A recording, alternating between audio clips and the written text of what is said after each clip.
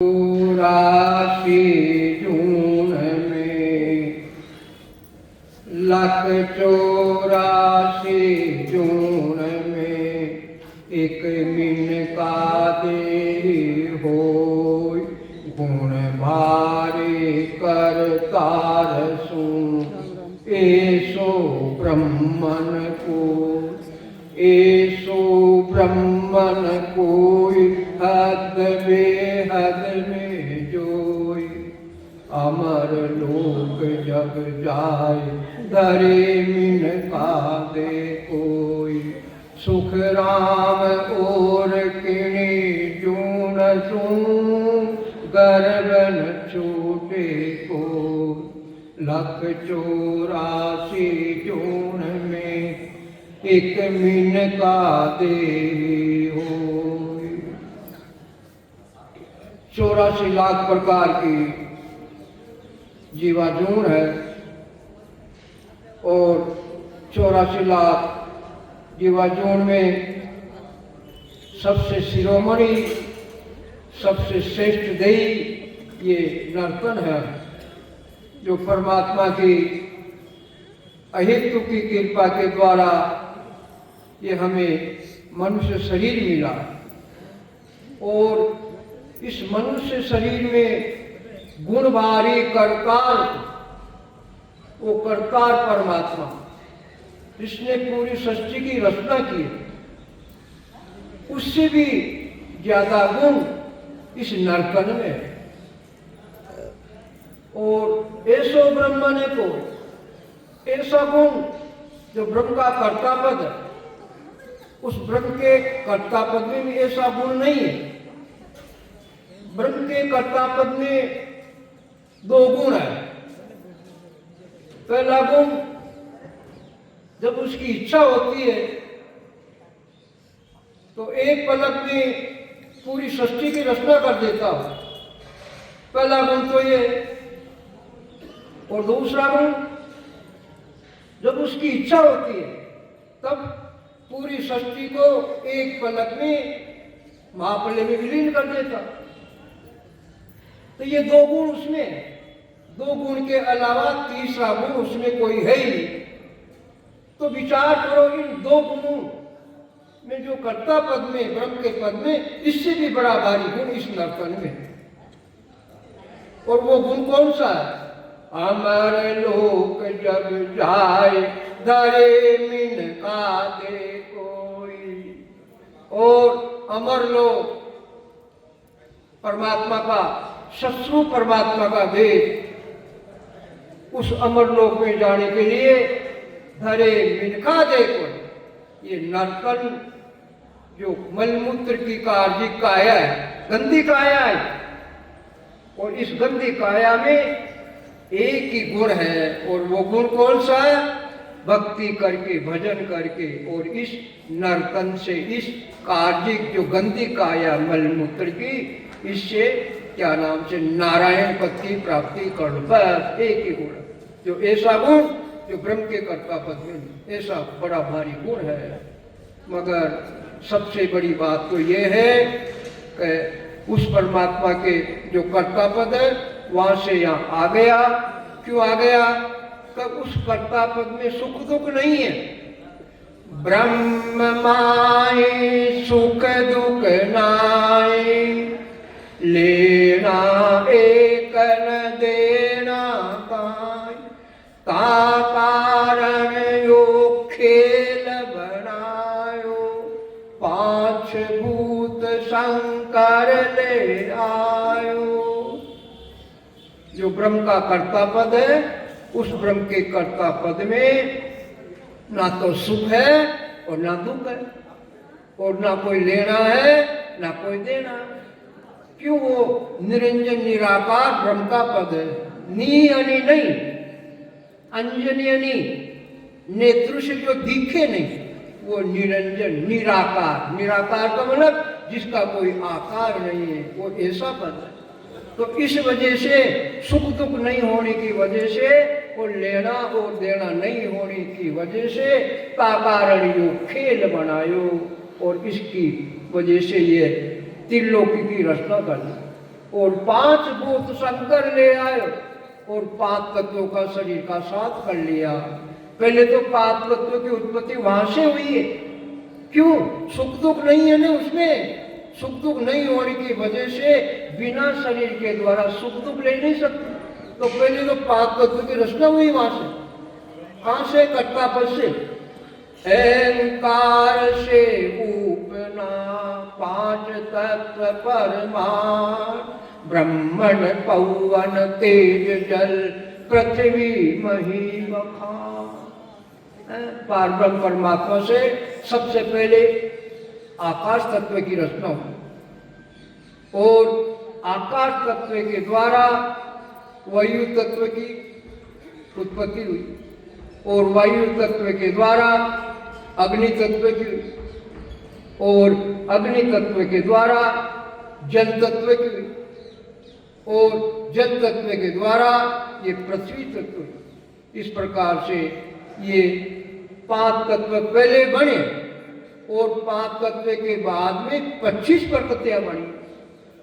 एक एक तत्व के 5-5 प्रकृति, 25 प्रकृति बनी और 25 प्रकृति के बाद में 3 गुण बने, सतोगुण, रजोगुण और तमोगुण। इस प्रकार से 5 तत्व, 25 प्रकृति, 3 गुण, इनकी रचना होने के बाद में फिर ये जीव प्रवेश कर गया। 5 भूत शंकर ले आयो। इस प्रकार से 5 तत्व के शरीर में प्रवेश कर गया। क्यों? ब्रह्म माए सुन सुख दुख नाए। ब्रह्म के कर्ता पद में सुख दुख नहीं होने की वजह से, सुख लेने की वजह से पहले इतनी रचना की और यहाँ आ गया। और अब यहाँ आने के बाद क्या हुआ?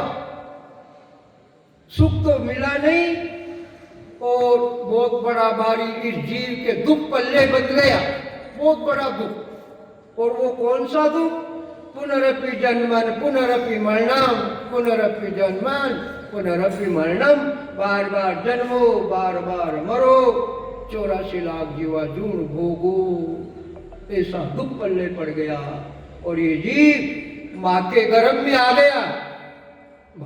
माँ के गर्भ में आने के बाद में उस समय पूर्ण रूप से माँ के गर्भ में ये जीव विकसित नहीं हुआ था, शुद्धि बुद्धि से रहित था।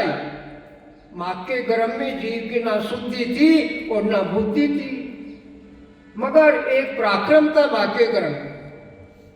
और वो कौन सा पराक्रम था? सूक्ष्म देही थी।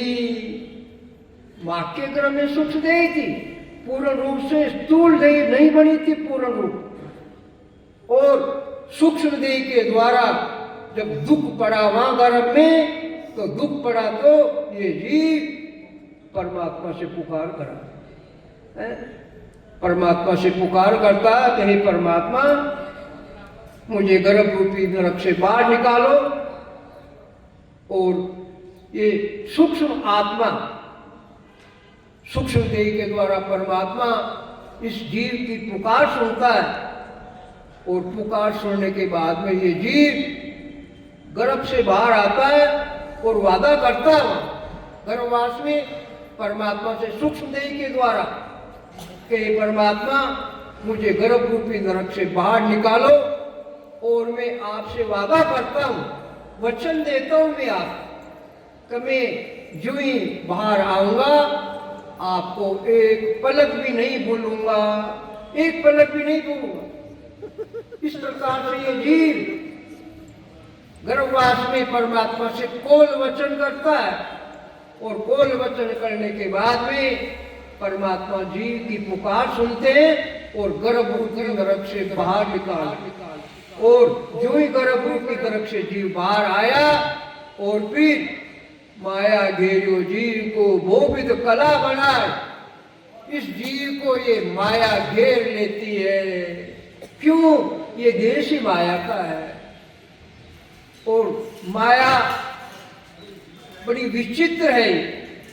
ये जीव घेर लेता माया, और घेरने की वजह से जो परमात्मा से कोल वचन किया था जीव ने, वो भूल जाता है।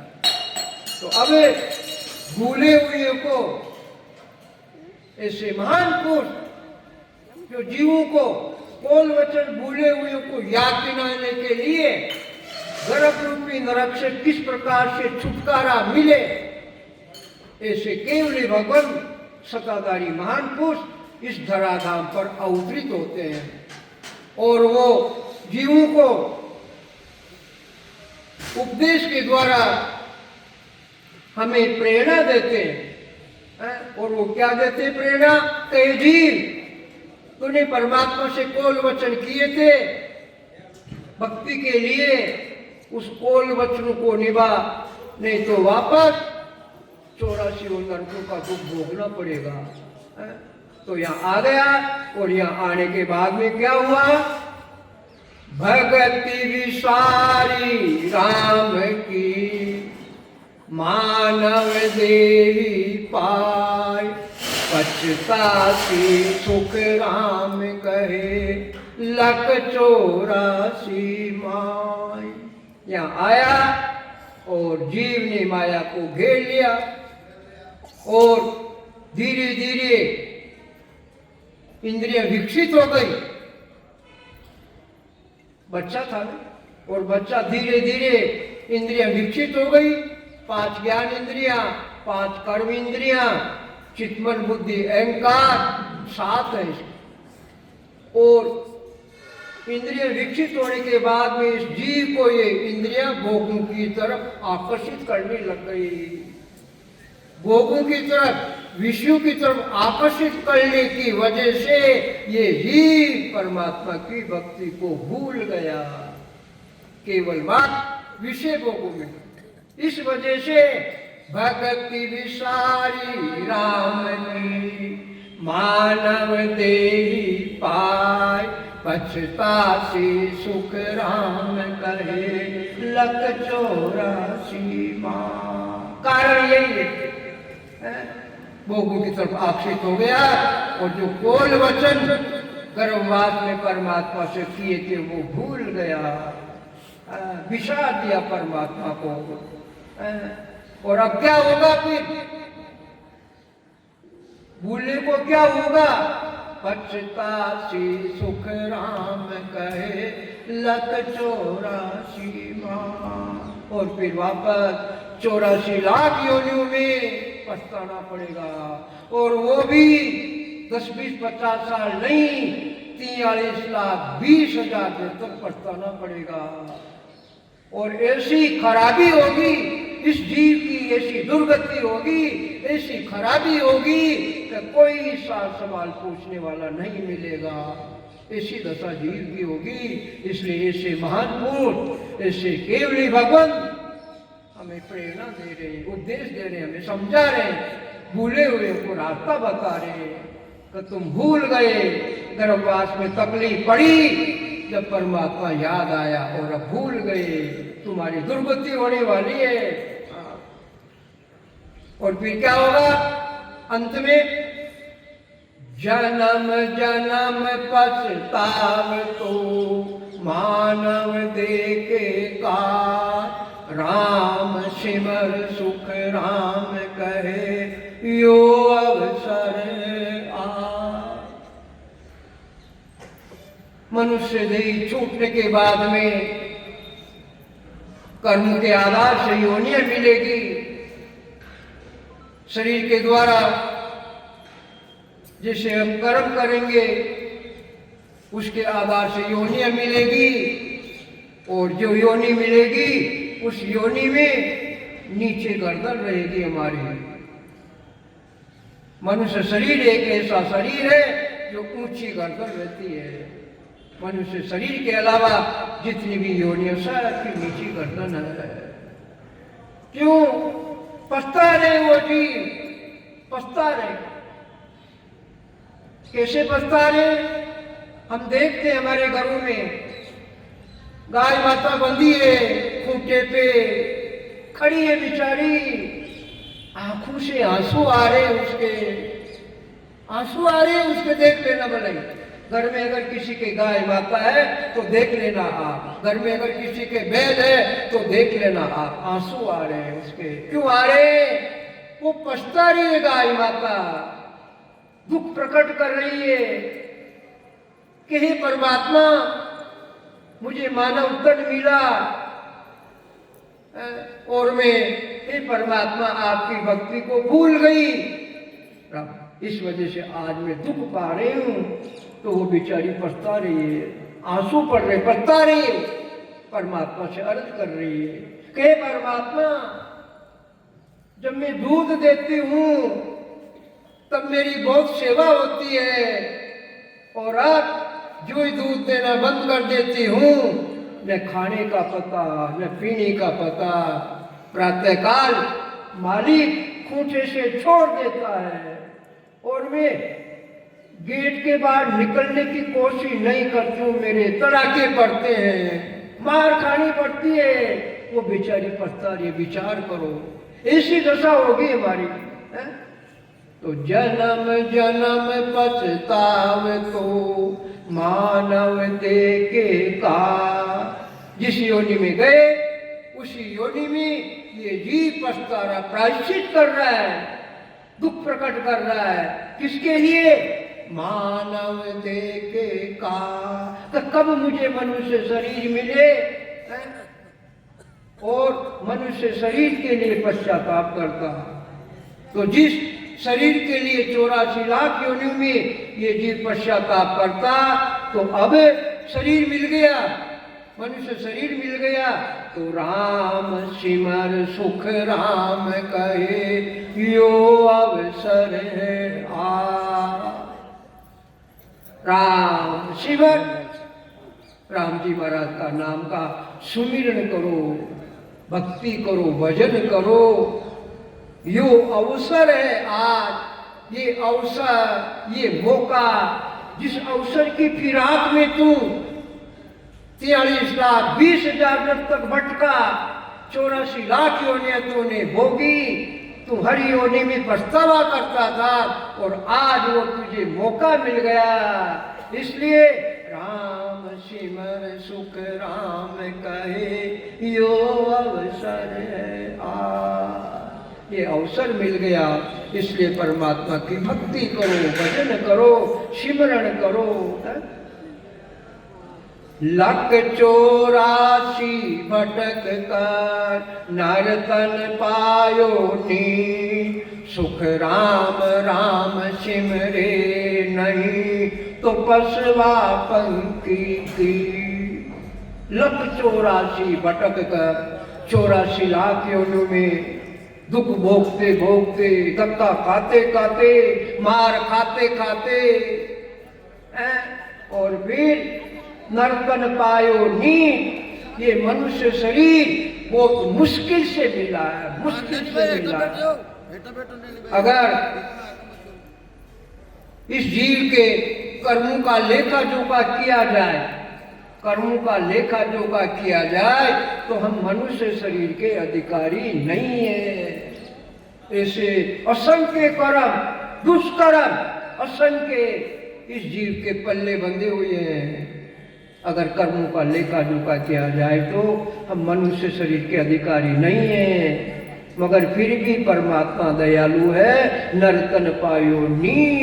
बहुत मुश्किल से परमात्मा ने ये नरतन दिया है, और अब भी नरतन मिलने के बाद में सुख राम राम सिमरे नहीं तो पसवा पंखी की। अब भी राम सुमिरे नहीं, राम जी महाराज का नाम का सुमिरन नहीं किया, भक्ति भजन नहीं की, तो पसवा पंखी की, वापस पशु पक्षी कीट पतंगे की योनि दुख भोगना पड़ेगा, नाड़ी का कीड़ा बनना पड़ेगा, जो पूरी आयु वो गंदगी में रहता है। सूअर की योनि मिलेगी, मल खाना पड़ेगा, गंदी योनि मिलेगी, कुत्ते की योनि मिलेगी, घर घर पे तड़ाके खाने को मिलेंगे, रोटी का टूक नहीं मिलेगा, तड़ाका मिलेगा पाने के लिए। ऐसी दशा होगी हमारी बिना परमात्मा की भक्ति के बिना। इसलिए महापुरुष हमें क्या नाम से चेता रहे, उपदेश दे रहे हमें। और कौन कौन पछता रहे? महाराज निंदा कर, मृत्युलोक में मानवी, देवलोक में देव, सुखिया सब पछतावसी, भूला हर की से। मृत्युलोक में मानवी, मृत्युलोक में जितने भी स्त्री पुरुष हैं उनको अंत समय में पछताना पड़ेगा। जब हमारे आयुष्मान कर्म खत्म हो जाएंगे, श्वासारूपी पूंजी भोग कर पूरी हो जाएगी, उस समय यमराज के दूत आएंगे लेने के लिए, और यमराज के दूतों को देखकर और पीढ़ी ये जीव पश्चाताप करता है। यमराज के दूतों को देखकर करता है। क्यों? यमराज के दूत बड़े विकराल है, उनका चेहरा विकट है।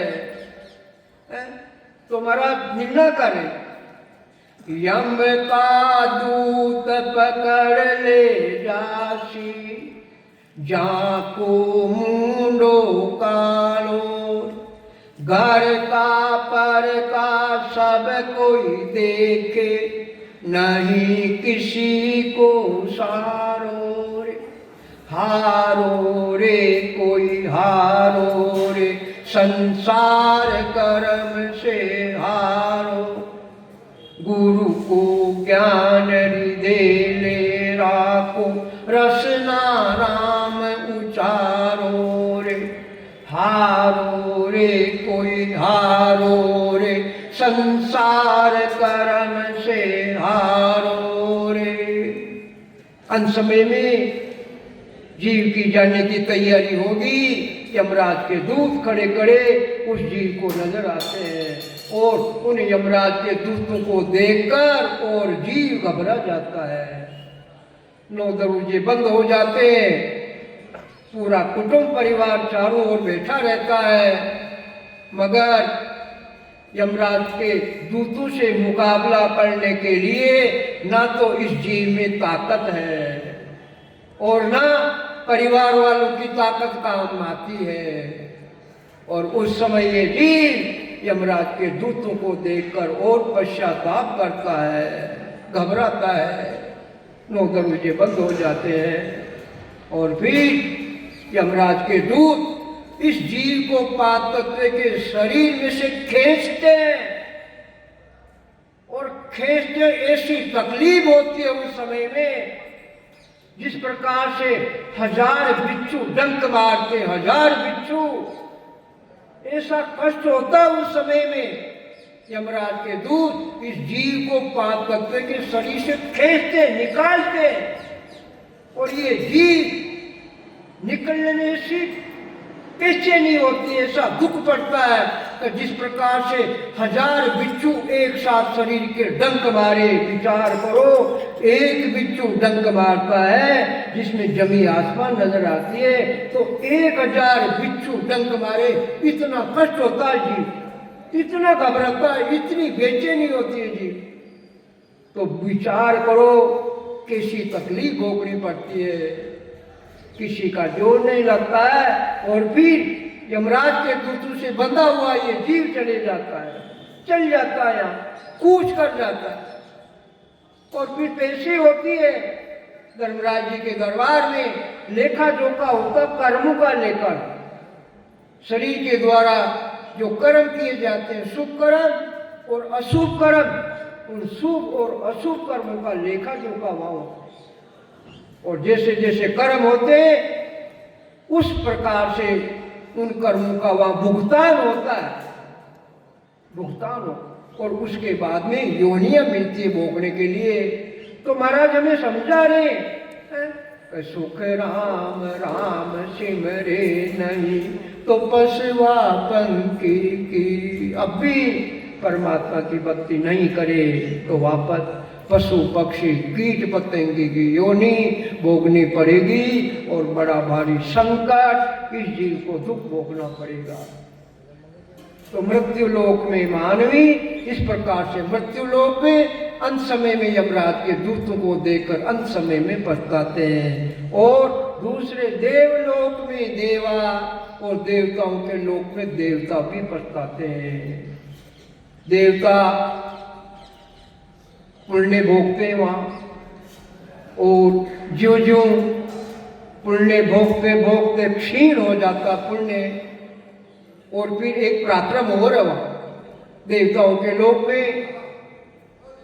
जो जीव यहाँ से जाता है देव योनि में, जो वहाँ देवता रहते हैं, वो देवता उस जीव के गले में पैक फूल की माला डालते हैं, और उस माला का पराक्रम है कि जो जो जीव अपना पुण्य भोगता है त्यों त्यों वो फूल ऑटोमेटिक माला से झड़ जाते हैं, और जो जो पुण्य क्षीण होता त्यों त्यों झड़ते झड़ते झड़ते उनको इस चीज का आभास हो जाता है कि अब ये मेरे पुण्य पूरे क्षीण हो गए, फूल झड़ गए। तो अब उनको चिंता लग जाती है कब हमें यहाँ से जाना पड़ेगा। मगर वहाँ एक पराक्रम हो रहा देवताओं के लोग, और वो कौन सा पराक्रम है कि उनको आगे पीछे की सूझती है, आगे पीछे की सूझती है देवताओं को। आगे पीछे की सूझने की वजह से उनको इस चीज का आभास हो जाता है कि मुझे सूअर की योनि मिलेगी, कुत्ते की योनि मिलेगी, कीट पतंगा बनना पड़ेगा, आभास हो जाता, दिख जाती है उनको। इस वजह से फिर देवता वहां पश्चाताप करते हैं। देवलोक में देवा, देवताओं के लोक में देवता पश्चाताप करते हैं, और फिर क्या करते हैं, उस सृजनहार परमात्मा को पुकार करते हैं। जिस प्रकार से ये जीव गर्भ में पुकार करता परमात्मा को, इसी प्रकार से देवताओं के लोक में देवता सृजनहार परमात्मा को पुकार करते। क्या कहते हैं, ओ प्रभु मानव तन दीजे, भरत खंड के माय, केवल भक्ति करा संत सेवा, और करा कछुनाई। इस वजह से अंत समय में देवता पछताते और परमात्मा से पुकार करते, मगर फिर भी उनको नर्तन नहीं मिलता है, नहीं मिलता उनको नर्तन। क्यों नहीं मिलता है, कारण क्या है, कर्म दो प्रकार के किए, शुभ कर्म और अशुभ कर्म। शुभ कर्म के प्राप्त हम देवताओं के लोक में चले गए। शुभ कर्म लग स्वर्ग जावे, अशुभ किया चौरासी, के सुख राम भक्ति कर केवल, परम धाम जब जाए। शुभ कर्म किए, देवताओं के लोक में जाकर देव योनि भोग ली, और अब अशुभ किया 84, अब बचे अशुभ कर्म। तो अशुभ कर्म को भोगने के लिए वापस ये निष्कृष्ट योनियां, कीट पतंगे की, सूर्य कुत्ते की योनि भोगने के लिए मिलती है, इसलिए उनको मनुष्य शरीर नहीं मिलता है। परमात्मा से पुकार भी करते और वो पुकार उनकी निष्फल चली जाती है। क्यों चली जाती है कि हमने तुम्हें पहले मनुष्य शरीर दे चुका, मिल चुका तुमको, इसलिए उनको मनुष्य शरीर नहीं मिलता। इस वजह से देवलोक में देवा, इस वजह से देवताओं के लोक में देवता पश्चाताप करते हैं। सुखिया सब पछतावसी, भूला हर की से। और इसके अलावा सबको पछताना पड़ेगा, कोई भी बचने वाला नहीं है, कोई भी नहीं बचेगा। 84 लाख जीवात्माओं में जितने भी हैं सबको पछताना पड़ेगा। क्यों, भूला हर की से, परमात्मा की भक्ति भूल गए, विश्वास दिया, इसलिए सबको पछताना पड़ेगा। 84 पंच तो नर दे, भगति काज पछतायो, हल होशियार करो नर शिवरण, यो अवसर अब आयो। 84 पंच तो नर देई, 84 लाख योनियों में ये जीव भटकता था, और भटकते भटकते भी मन में इच्छा करता था। वंच तो यानी इच्छा करता था, किसके लिए, नरदेही कि मुझे नर्तन कभी मिले। क्यों? कारण क्या था? भक्ति काज पछतायो, भक्ति के लिए पछताता। क्यों? कि मनुष्य शरीर के अलावा जितनी भी योनियां है वो योनियां क्या नाम से? भोग योनि है। और मनुष्य शरीर कर्म योनि है। मनुष्य शरीर की कमाई 84 लाख जीवाणु में खानी पड़ती है। जिस प्रकार से जवानी की कमाई बूढ़ापे में खानी पड़ती है। जवानी में खून पसीना के द्वारा लाखों रुपए कमाए, बैंक बैलेंस कर दे, और बैंक बैलेंस होने के बाद में क्या होता? बूढ़ापा सोरा निकलता है। ब्याज से पेट भर लेता है, ब्याज से, और वो मूल पूंजी ऐसी कैसी पड़ी रहती है। इसी प्रकार से महाराज हमें समझा रहे कि ये नरदेह की कमाई है सबसे मोटी, भक्ति की कमाई मिली इसीलिए। ये बात 84 बनतो नरदेह भक्ति काज पछतायो। 84 लाख योनियों में जिस योनि में गया उस योनि में नरदेह की इच्छा करते तो भक्ति के लिए कर। तो अब 84 लाख योनि में मनुष्य शरीर की इच्छा करता था, वो मनुष्य शरीर अब मिल गया। तो अब मिलने के बाद में हल होशियार करो नर सिमरण, यो अवसर अब आयो। हल होशियार, हल यानी जल्दी से जल्दी, देरी मत करो। परमात्मा की भक्ति में देरी नहीं करनी, और कर्म बंधन से बचो। देरी करनी कर्म बंधन की करनी, भक्ति करनी तो हल होशियार करो, जल्दी से जल्दी करो। यो अवसर अब आयो, यो अवसर, ये मौका, जिस मौके की फिराक में चूका तूने 84 लाख योनि भोगी। जिस अवसर के लिए, जिस मौके के लिए वो अवसर अब आ गया, इसलिए जल्दी से जल्दी हल होशियार करो नर सिमरण।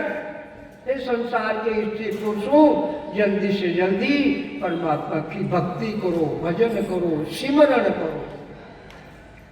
भटकत भटकत नीट मिलो है, मानव तन अवतारा। सुरपत देव सकल सो पंछे, मिले न दूजी बारा। भटकत भटक 84 लाख योनियां भोगते भोगते 43 लाख 20,000 वर्ष बीतने के बाद में ये मनुष्य शरीर मिला है। और इस मनुष्य शरीर के लिए सुरपत देव सकल सो बंचे, देवताओं का राजा इंद्र भी इस मनुष्य शरीर की इच्छा करता, मगर फिर भी मिले न दूजी बारा, मगर फिर भी उनको मनुष्य शरीर नहीं मिलता। 14 बार इंद्र पदवी पायो, खोयो मकोड़ो कृष्ण बताए। 14 बार इंद्र का पद मिल गया देवताओं के लोक में। और एक इंद्र की आयु 72 चौकड़ी, एक चौकड़ी के 43 लाख 20,000 वर्ष, 4 युगों की एक चौकड़ी, और एक चौकड़ी के 43 लाख 20,000 वर्ष। ऐसी 72 चौकड़ी व्यतीत हो जाए जब तक एक इंद्र की आयु पूरी होती है। और उस एक इंद्र की आयु में ये जीव 84 लाख योनियां भोगते भोगते 72 बार मनुष्य शरीर मिल जाता है। विचार करो, इतने प्रतीक्षा करनी पड़ती है, देवताओं को इतनी प्रतीक्षा करनी पड़ती है मनुष्य शरीर के लिए। तो 14 बार इंद्र पदवी पाए, 14 बार इंद्र का राज्य मिला, 72 चौकड़ी एक बार, 14 बार। और फिर ओयो मकोड़ो कृष्ण बताए, फिर भी मनुष्य शरीर नहीं मिला उसको, मकोड़े की योनि में आना पड़ा। विचार करो कैसी दुर्दशा होगी। और अभी तो कलयुग में पराक्रम है, जो पराक्रम सतयुग में नहीं था। जो पराक्रम त्रेता में नहीं था, जो पराक्रम द्वापर में नहीं था, वो पराक्रम कलयुग में है। और वो कौन सा पराक्रम है? कलयुग को धर्म राम नाम है, और धर्म नहीं चाले, के सुख राम जपा क्रमहीना, राम सुमिरता पाले। कलयुग का असली धर्म राम नाम है, ये परमात्मा का नाम, प्रभु का नाम। और धर्म नहीं चाले, और दूसरे धर्म नहीं चलते हैं। और वो कौन सा धर्म? सतयुग में सतराग तारे, अब निभे नहीं कोई। सतयुग में सतराग तारे, अब निभे नहीं कोई। जे कोई नर हट करे तो 4 दिन अलग। सतयुग का धर्म क्या था? सतयुग का धर्म था सत्य वचन बोलना। झूठ तो बिल्कुल लेस मात्र भी नहीं था। झूठ नाम की चीज थी नहीं। क्यों? युग का नाम ही सत्य था। युग का नाम ही सत्य था भाई, युग का नाम ही सत्य था। तो उस सत्य युग में तो सब चीज सत्य ही थी। तो और धर्म नहीं चाले, तो सतयुग में तो केवल बात सत्य ही था। और अब अगर कोई हट कर लेता कि नहीं, चाहे मेरी गर्दन उड़ जाए, चाहे मुझे मरना कबूल है, मगर मैं तो सत्य ही बोलूंगा, तुम्हारा निर्णय करे 4 दिन अलग, सिर्फ 4 दिन, 4 दिन तक। 5वें दिन तो मजबूर होकर और झूठ बोलना ही पड़ेगा। क्यों है? तो कलयुग का धर्म ये है ही नहीं। कलयुग का धर्म तो राम नाम है, ये है ही नहीं है? और झूठ नहीं बोलेंगे तो मैं समझता हूँ ये पेट भराई नहीं होगी। इसलिए सत्युग का धर्म चलने वाला नहीं है, ये नहीं चलेगा। कलयुग है, कलयुग का पहरा है, कैसे चलेगा सत्युग का पहरा? कलयुग का। और फिर त्रेता आ गया। त्रेता में क्या हुआ? त्रेता में तप ताप का, सकल वृक्ष फल का, कलयुग में अब नानबे दुनिया से युद्ध था।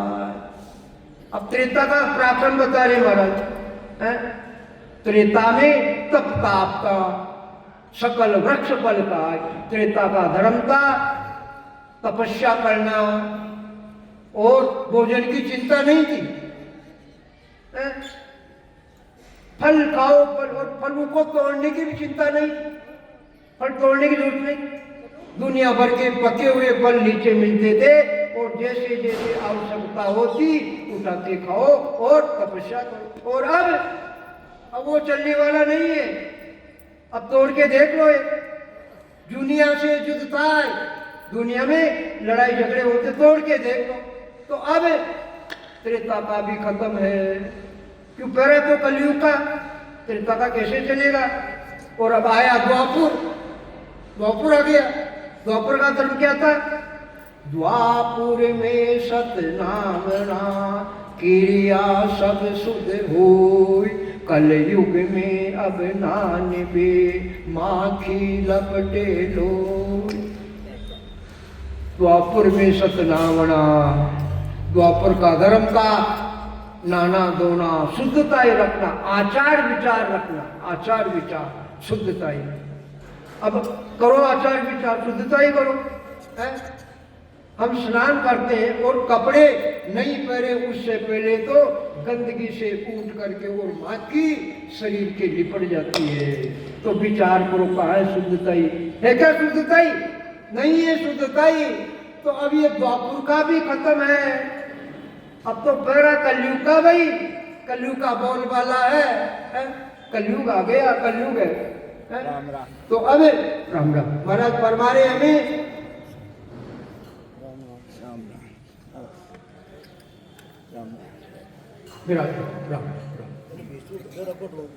कलयुग जांजलि मान दिया करम सब छे, नाम निकेवल ब्रह्म को सदा उत्तम पद भे।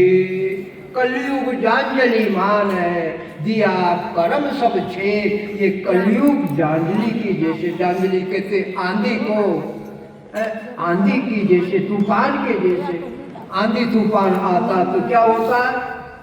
पहले बचपन में देखे थे, आजकल तो ऐसी आंधी आती नहीं है।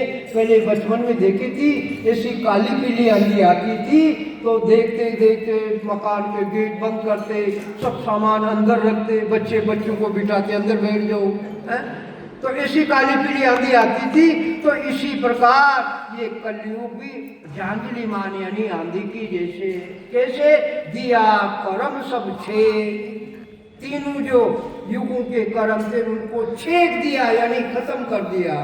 और नाम निकेवल ब्रह्म को सदा उत्तम पद भेद, ये निकेवल नाम ब्रह्म का ये सदा ही उत्तम है, जो मोक्ष की प्राप्ति कराने वाला है, ये सदा ही उत्तम है। और इसमें लेटी में बैठे बैठे करो तो कोई पाप नहीं लगेगा।